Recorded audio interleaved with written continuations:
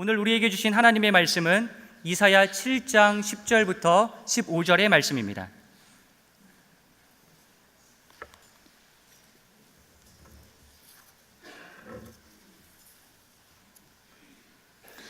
이사야 7장 10절부터 15절의 말씀, 이제 저와 여러분이 한 절씩 교독하도록 하겠습니다. 여호와께서 다시 아하스에게 말씀하셨다. 너는 내 하나님 여호와께 표적을 보여달라고 요구하여라. 저 깊은 무덤에서 오는 것이든 저 높은 위에서 오는 것이든 표적을 구해보아라. 그러나 아하스가 말했다. 저는 요구하지 않겠습니다. 여호와를 시험하지 않겠습니다. 그러자 이사야가 말했다. 다윗 왕실은 이제 들으십시오. 다윗 왕실은 사람들을 지치게 한 것도 모자라 이제 내 하나님마저도 지치게 합니까? 그러므로 주께서 친히 다윗 왕실에 표적을 주실 것입니다.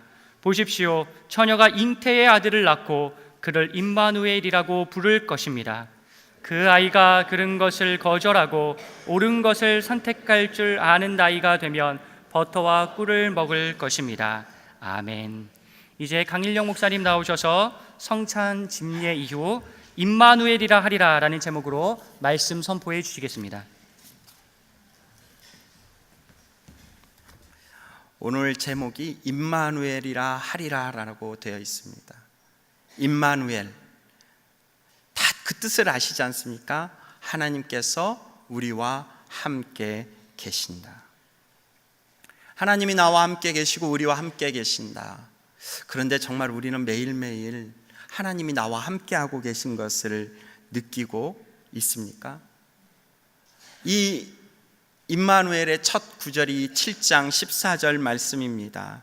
처녀가 잉태의 아들을 낳을 것이니 그 이름을 임마누엘이라 하리라. 이 말씀을 중심으로 이 임마누엘의 의미를 같이 되새기고자 하는데, 그렇지만 이 말씀이 이사야서에 먼저 기록되어 있고 나중에 복음서에 다시 리뷰하고 있습니다. 이사야에서 이 말씀을 쓴 이유가 무엇일까? 이 말씀의 배경을 모르면요, 이게 아주 심각한 부분입니다. 지금 이 말씀이 복되고 축복된 말씀이 아니라 아주 심각할 때 나온 말씀입니다. 그 의미를 같이 한번 보도록 하겠습니다. 먼저 이사야 7장 1절 말씀, 오늘을 저희가 10절부터 읽었는데요, 7장 1절 말씀을 같이 한번 읽어보겠습니다. 시작. 우시아의 손자이며 요담의 아들인 아하스가 유다의 왕으로 다스릴 때 아람의 느신 왕과 르말라의 아들인 이스라엘 왕 베가가 예루살렘과 전투를 하기 위해 올라왔다. 그러나 그들은 예루살렘을 정복할 수 없었다. 어느 시기냐? 아하스라는 사람이 왕으로 다스리는 시기입니다. 그리고 유다 땅에 있었던 이야기입니다. 유다는 어디입니까? 아시는 것처럼 다윗 왕조가 계속 이어받은 제사장 나라입니다. 제사장을 예표하는 나라입니다. 그래서 예루살렘을 사랑하는 자는 형통하리라라고 시편에 써 있는 모습이 있습니다. 믿음의 고백을 다하고 사랑으로 섬겼고 또 그곳에 하나님의 나라를 이루기 원했던 다윗 왕과의 축복된 말씀들이 기록되어 있습니다. 이 제사장 나라를 위한 다윗 왕과의 하나님이 어떤 약속을 하셨는지 사무엘하 7장 8절 9절 말씀 같이 한번 읽어보겠습니다. 시작. 그러니 내 종 다윗에게 말하여라. 전능하신 여호와께서 말씀하신다. 내가 내 양떼를 따라다니던 너를 목장에서 데려다가 내 백성 이스라엘의 통치자로 삼았다. 내가 어디로 가든지 내가 너와 함께하겠고 내 앞에서 내 모든 원수들을 끊어내겠다. 그러니 이제 내가 이 땅의 위대한 사람들의 이름처럼 내 이름을 위대하게 만들어 주겠다. 그러면서 계속 약속이 나오는데 마지막 구절에 이렇게 되어 있습니다. 7장 16절 말씀 또 한번 읽어보겠습니다. 시작. 내 앞에서 영원히 계속될 것이며 내 보좌가 영원히 서 있을 것이다. 우리가 잘 아는 것처럼 다윗에게 주신 하나님의 약속이었습니다. 네가 통치자가 될 것이고 네 원수들을 끊어낼 것이고 내 이름을 위대하게 만들 것이며 너뿐만 아니라 내 집과 내 나라가 영원히 계속될 것이다. 그런데 이렇게 축복을 약속받았는데 아하스 왕 시대에 큰 위기에 닥쳐왔습니다. 왜 그랬을까요? 이 아하스 왕이 초기부터 우상 숭배하고 성전 기물을 다 없애고 그 안에 우상이 가득하게 만들면서 하나님의 진노를 격발하게 되었습니다. 그래서 그는 징계를 받게 된 것입니다. 그 징계의 내용이 역대하 28장 17절부터 19절 말씀에 있습니다. 우리 한번 같이 읽어보겠습니다. 시작. 에돔 사람들이 다시 와서 유다를 공격하고 포로들을 끌고 가는 동안 블레셋 사람들이 유다 평지와 남방을 습격했던 것입니다. 그러는 베세메스, 아얄론, 그데론과 소고, 딥나, 김소와 그 주변 마을들을 점령하고 거기에 살았습니다. 이스라엘 왕 아하스가 유다의 악한 일을 저지르고 여호와께서 그토록 죄를 지었으므로 여호와께서 유다를 낮추셨던 것입니다. 하나님께서 죄를 싫어하십니다. 죄가 반복되는 것은 더더욱 싫어하십니다. 그래서 남유다가 죄를 짓고 그것이 계속 반복되니까 이제는 채찍을 들었는데 그 채찍이 어디냐? 북이스라엘과 아람이었습니다. 북이스라엘과 아람이 동맹을 맺어가지고 같이 남유다에 들어온 것입니다. 얼마나 그 상황이 어려웠느냐? 예루살렘 앞에까지 지금 그 동맹군이 들어왔는데 어느 정도 어려웠냐면 한 번 전투에서 왕자와 총리와 12만 명이나 되는 군사들이 한꺼번에 죽었습니다. 그리고 20만 명이 포로로 잡혀가게 되었습니다.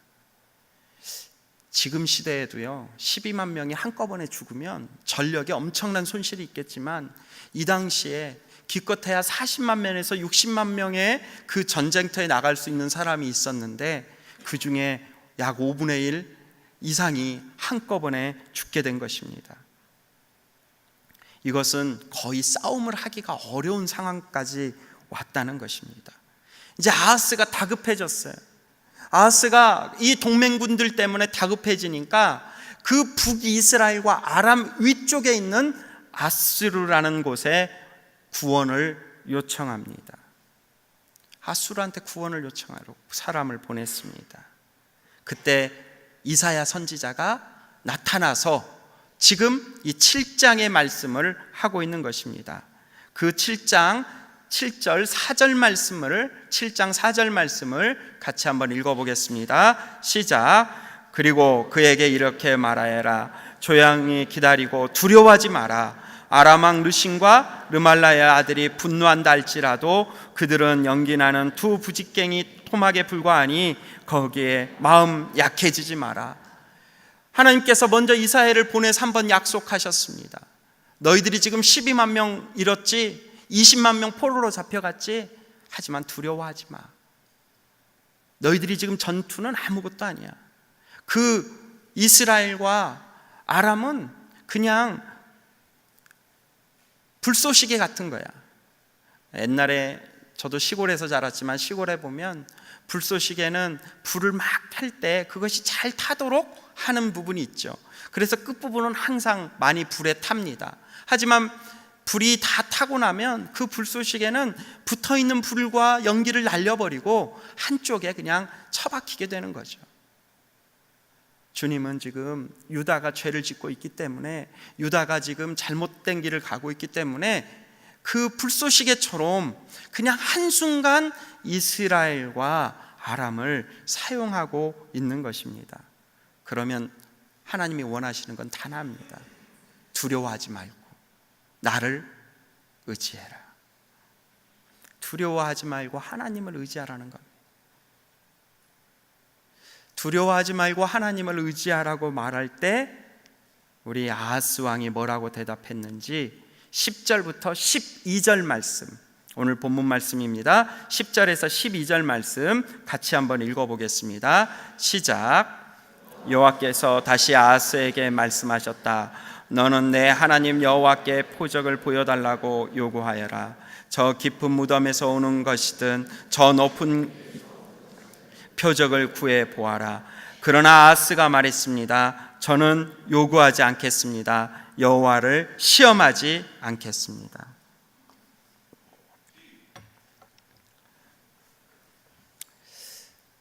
하나님이 말씀하십니다. 표적을 구해 봐라.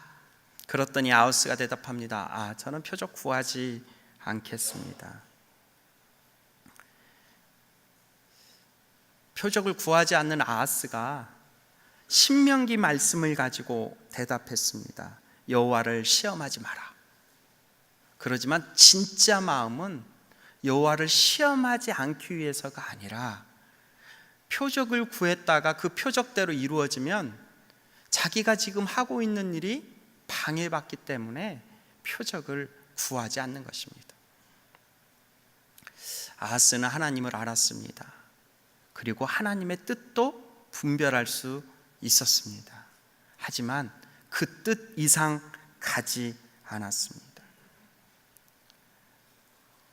우리는 모두 하나님과 함께하기를 원합니다. 임마누엘의 하나님을 경험하기 원합니다. 그러면 임마누엘의 하나님을 경험하기 위해서는 가장 중요한 게 무엇인가? 오늘 말씀 10절에서 2절 말씀을 보면 첫째, 하나님의 음성을 듣는 사람입니다. 하나님의 음성을 들을 수 있어야 됩니다. 근데 그것이 들음으로써 그 음성이 내 삶의 기준이 돼야 된다는 것입니다. 우리가 성경에 보면 하나님의 음성을 들었지만 가장 어려웠던 사람이 있습니다. 누구냐면 바로 이집트의 왕이었던 바로였습니다.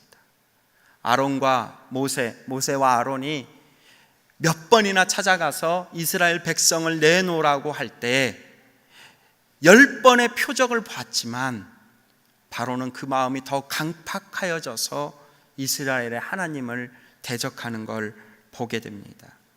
이것에 대해서 로마서 1장 24절에 이렇게 말합니다. 그러므로 하나님께서는 그들이 마음의 정욕대로 살도록 더러움에 내버려 두시니 그들은 서로의 몸을 욕되게 하였습니다. 하나님의 음성을 듣지 않으면 어떻게 되느냐? 정욕대로 살게 되는 것입니다.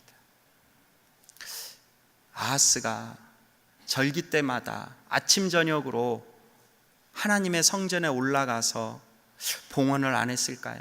제사를 안 드렸을까요? 기도를 안 했을까요?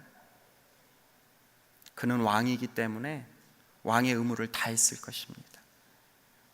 그러나 그게 요식행위가 되고 그것이 능력 없는 행위가 되고 그것이 진심과 전심이 들어가 있지 않는 행위가 된다면, 그렇다면 그의 삶 속에 하나님의 음성은 사라지고 없는 것입니다. 오늘 우리는 많은 숫자가 같이 1부, 2부, 3부 나누어서 이렇게 예배를 드립니다. 그런데 우리의 이 예배는 정말 하나님의 음성을 듣기 위해서 모인 예배입니까? 하나님의 음성을 들으면서 내 마음에 주님이 원하신 대로 하겠다라는 결단과 고백을 가지고 오는 예배입니까? 그렇지 않다면 그 음성을 듣다가 주님이 계속 노크하는데 그 문을 열지 않음으로써 결국 나중엔 주님이 포기하는 인생이 됩니다. 자녀를 길러보신 분들 아실 겁니다. 자녀가 잘 되기 위해서 열심히 이야기하지만 결국 그 자녀가 장성했는데도 말을 듣지 않을 때, 그 자녀가 더 이상 매로도 다스릴 수 없고 돈으로도 해줄 수 없을 때, 이미 독립해 간 상황에서는 부모가 더 이상 할 수 없을 때 우리는 포기하는 경우를 보게 됩니다. 하나님께서 음성을 우리에게 들려주신다면 우리는 그 음성에 귀 기울여야 됩니다. 그 음성에 하나님의 역사가 있도록 우리의 마음을 열어야 됩니다. 그것을 어떻게 할 수 있느냐? 내 삶의 기준이 무엇이냐는 겁니다.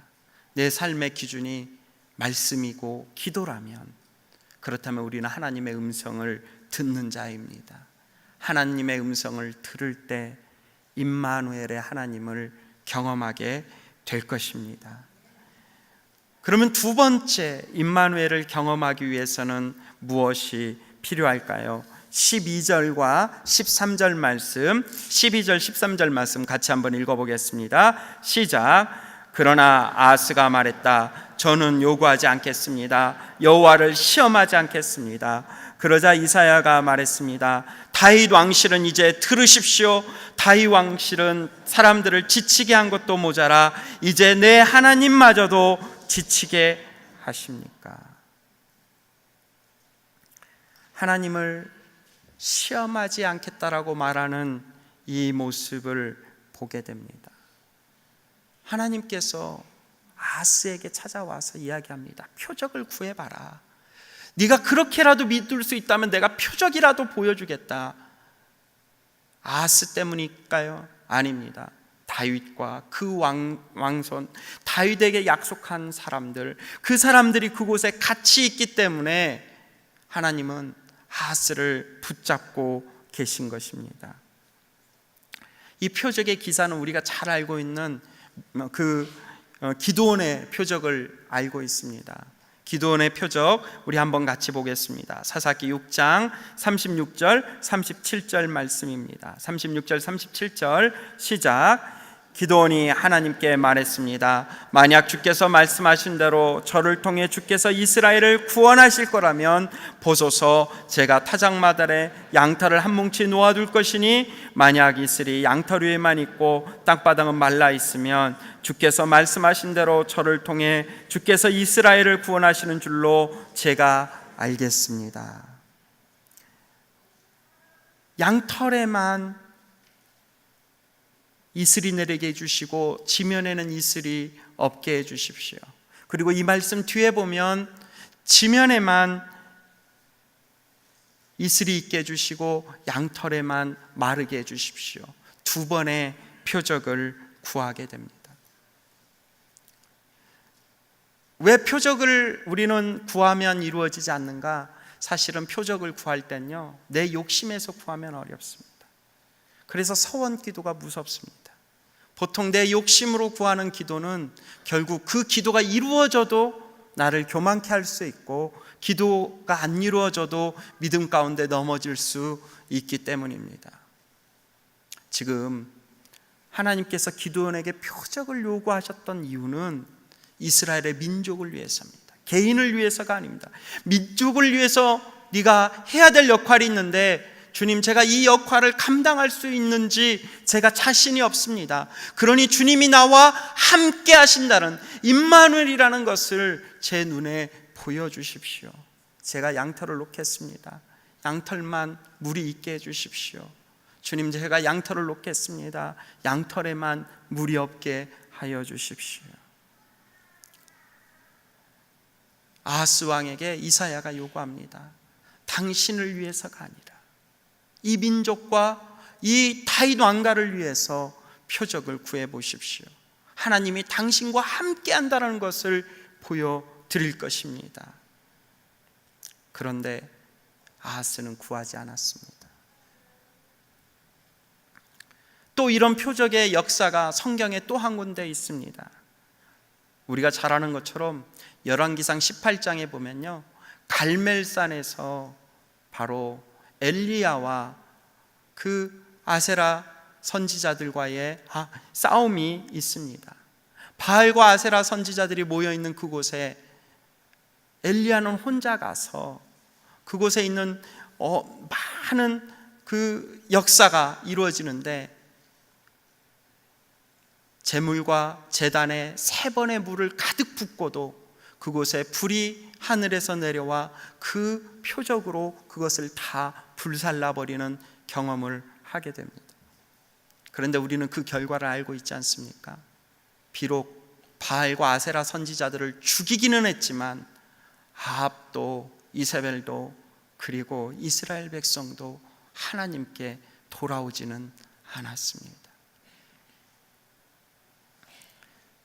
표적이 전부가 아니라는 뜻입니다. 그럼에도 불구하고 하나님은 임마누엘이라는 것을 알려주시기 위해서 지금 이 아하스에게 표적을 구해보라고 하고 있습니다. 임마누엘을 경험하는 사람은요, 하나님의 방법대로 살아야 됩니다. 하나님의 방법대로 사는 사람이 임마누엘의 하나님을 경험하는 사람입니다. 우리는 보통 다른 사람이 어떤 역사를 경험하거나 능력을 경험하면 부러워해서 동일한 것을 요구합니다. 그런데 하나님은 각각의 사람에게 각양의 방법대로 역사하시는 분인 줄 믿습니다. 그렇기 때문에 지금 엘리야에게는 표적을, 또 이 기드온에게도 표적을 허락하신 분이 바로 이 아하스에게도 그런 표적을 보여주고 싶었던 것입니다.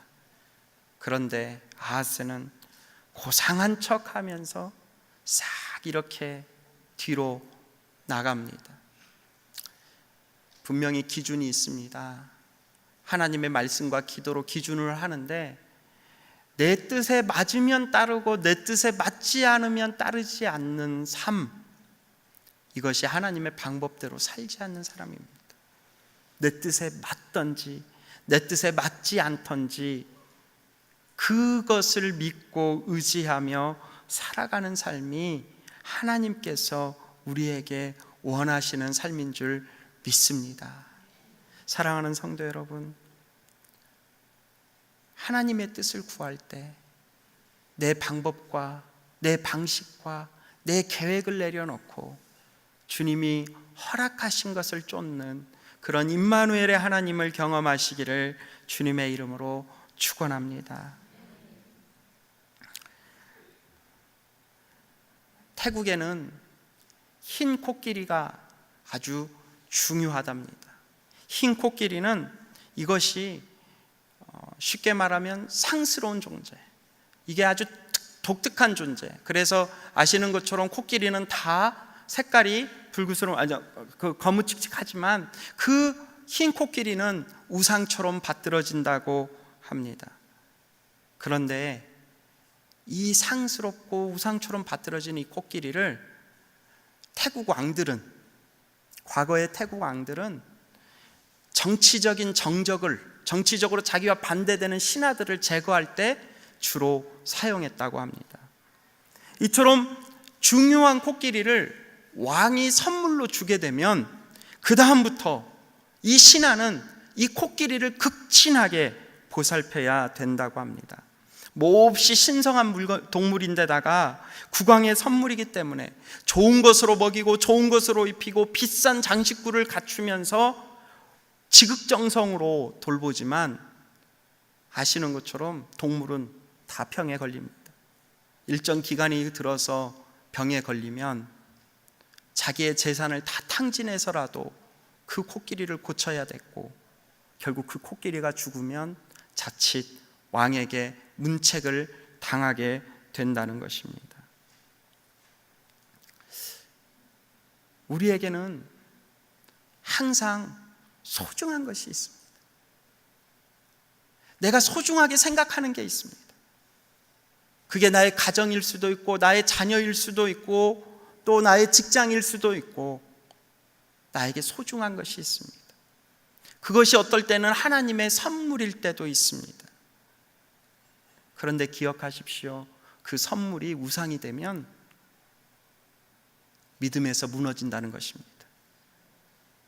흰 코끼리가 너무나 소중했지만 그 코끼리 때문에 자기의 모든 것이 망가질 수 있다는 것입니다. 하나님의 방법은 무엇입니까?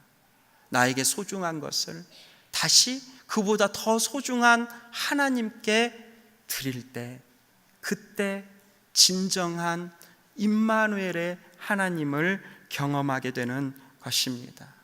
사랑하는 성도 여러분, 오늘 말씀과 기도를 통해 내 안의 우선순위를 점검하고 내가 정말로 이 흰 코끼리처럼 하나님보다 더 소중하게 생각하는 것이 있었는지, 그것을 다시 한번 주님 앞에 드릴 수 있는 은혜가 있기를 주님의 이름으로 축원합니다.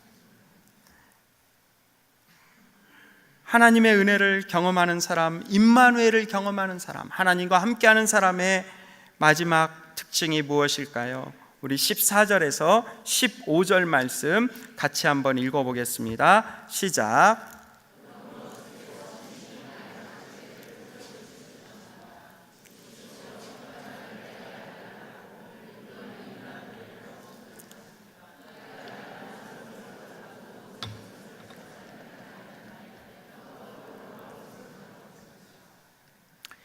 하나님께서 마지막으로 이 표적을 안 받겠다고 말하는데도 표적을 주십니다. 그냥. 왜? 안타까웠어요. 사랑하기 때문에. 그래서 14절에 보면 말합니다. 이제 주님께서 당신에게 다윗 왕실의 표적을 주실 것입니다. 처녀가 잉태의 아들을 낳고 그를 임마누엘이라 부를 것입니다. 임마누엘을 하나님과 함께 동행하는 사람의 세 번째 특징은 하나님의 은혜를 체험하는 사람입니다. 매일매일의 삶 가운데 하나님의 은혜를 체험하는 사람입니다. 사람은 살면서 참 우연이다라고 말하는 게 참 많이 있습니다. 저도 드라마를 이렇게 안 보는데 가끔 요즘 중학교 3학년인 제 딸이 푹 빠져 있는 드라마가 있는데 이렇게 오가면서 잠깐 보면 그 슬로우 비디오로 천천히 보여주면서 우연인 것처럼 하면서 이렇게 헤어졌다, 우연인 것처럼 만나게 하는 그런 장면들이 나오게 됩니다. 그러면서 사람들의 안타까움을 자아내죠. 저렇게 스치지 않고 만났어야 되는데. 성경은 우연이 없다고 말합니다. 인간의 눈에는 우연으로 보여도 성경에는 수많은 필연들이 이어지고 있다고 말합니다. 우리 룻기 2장 2절과 3절 말씀 같이 한번 읽어보겠습니다. 룻기 2장 3절 시작. 모압 여자 룻이 나오미에게 말했습니다. 밭에 갔다 오겠습니다. 누군가 제가 잘 대해주는 사람을 만나면 그 사람을 따라가 이삭을 주워 오겠습니다. 그러자 나오미가 그녀에게 말했습니다. 내 딸아 잘 갔다 오너라. 그러자 그녀는 밖으로 나가 추수하는 사람들을 따라 밭에서 이삭을 줍기 시작했습니다. 그런데 우연히도 그녀가 일하고 있던 곳은 엘리멜렉의 친척인 보아스의 밭이었습니다. 성경에서 우연이라고 말하는 장면이 몇 군데 나옵니다. 그 중에 가장 필연적인 장면은 바로 이 룻기 말씀입니다. 룻이 자기 그 나오미의 고향으로 돌아와서 그 가난한 과부들이 먹고 살기 위해서 밭에 나가 떨어진 추수의 곡식을 주스려고 할 때에 그때 이 성경을 기록한 사람은 우연이라고 표현했지만 우리는 알고 있지 않습니까? 이것보다 더한 필연이 없다는 것을. 또 그것만 있습니까? 우리 열왕기상 22장 34절 35절 말씀 같이 한번 읽어보겠습니다. 34절 35절 시작. 그런데 누군가가 무심코 쏜 화살이 이스라엘 왕의 갑옷 솔기 사이에 꽂혔습니다. 왕은 자기 전차의 병사에게 말했습니다. 전차를 돌려 싸움터를 빠져나가거라. 내가 부상당했다. 전쟁은 시간이 지나갈수록 더 치열해졌고 왕은 전차에 기대어 서서 아람 사람들을 막다가 저녁 때가 되자 죽고 말았습니다. 그 상처에서 피가 흘러 전차 바닥을 흥건히 적셨습니다. 아합 왕이 죽는 장면입니다. 그렇게 갈멜산에서 하나님의 역사를 경험했음에도 회개하지 않았던 아합 왕이 마지막에 죽는 장면입니다. 이 22장 앞에 어떤 내용이 있냐면 이 아합 왕이 여호사밧이라는 유다 왕과 동맹을 맺고 그리고 나서 전쟁터에 나가게 됩니다. 그럴 때 예언자 미가야를 통해서 아합 왕이 전쟁터에서 죽게 된다는 이야기를 듣게 됩니다. 아합 왕은 반은 믿었고 반은 믿지 않았던 것 같습니다. 그래서 여호사밧에게 말합니다. 당신은 임금 옷을 입고 가십시오. 나는 일반 군인들의 옷을 입고 전쟁터에 나가겠습니다. 불안한 거죠. 왕이라고 해서 나한테 적들이 들어올까 봐 불안했던 겁니다. 그리고 나서 전쟁터에 나갔는데 22장 34절 말씀처럼 누군가 무심코, 개역 성경에는 우연이라고 되어 있습니다. 누군가 우연히 쏜 화살에 아방의 갑옷의 솔깃, 그 갑옷과 갑옷을 연결한 그 솔깃에 맞아서 아합이 수많은 피를 흘리며 죽었다라고 표현되어 있습니다.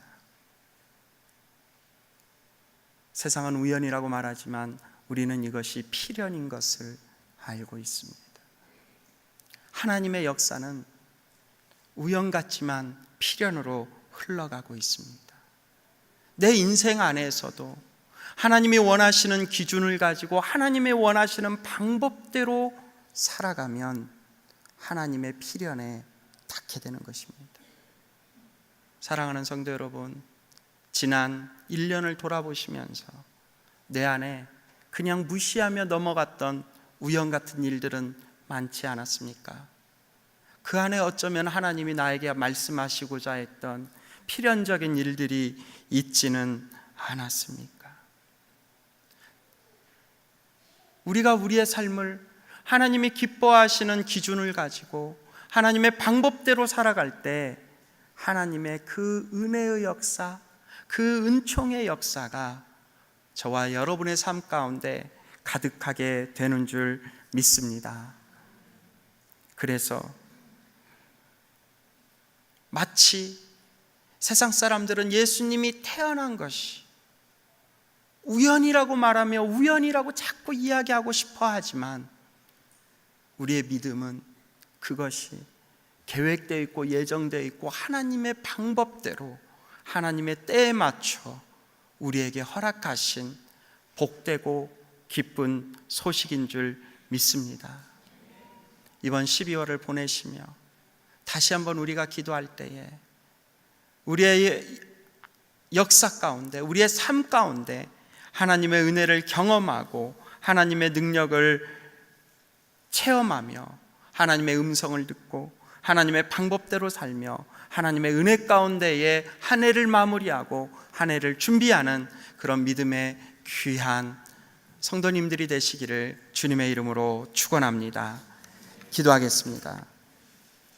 이 시간 우리가 한번 기도할 때 주님, 내 안에 하나님의 음성을 다시 한번 들을 수 있는 기준을 갖게 하여 주시고, 주님, 내 안에 하나님의 방법대로 살아갈 수 있는 용기를 주시고, 주님, 내 안에 하나님의 은혜를 쫓아가는 인생이 되게 하여 주시옵소서. 그런 은혜를 이 12월 대강절을 맞이하며 성탄절을 준비하는 내 마음속에 있게 하여 달라고 입술로 고백하며 한번 같이 기도하겠습니다.